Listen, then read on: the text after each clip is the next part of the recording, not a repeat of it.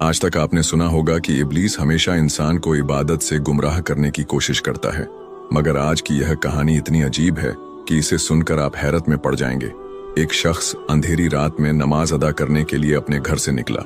रास्ता बहुत अंधेरा था और चलते हुए उसे ठोकर लग गई। वह मुंह के बल गिर पड़ा और कीचड़ से लथपथ हो गया। गंदे कपड़े देखकर वह वापस घर लौटा, लिबास बदला और फिर से मस्जिद की ओर रवाना हुआ।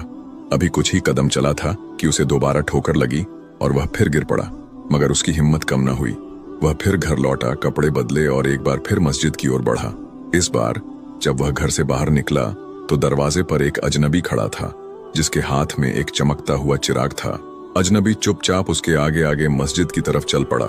चिराग की रोशनी में इस बार रास्ता साफ नजर आ रहा था और वह बिना किसी मुश्किल के मस्जिद पहुंच गया। मस्जिद के दरवाजे पर वह अजनबी ठहर गया और नमाजी अंदर चला गया।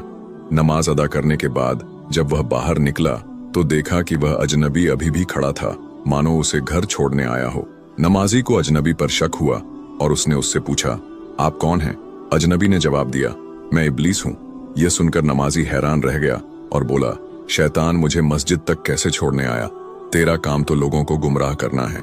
इब्लीस हंसते हुए बोला, जब पहली बार तू गिरा तो अल्लाह ने तेरे सारे गुनाह माफ कर दिए। जब दूसरी बार गिरा तो अल्लाह ने तेरे पूरे खानदान को बख्श दिया।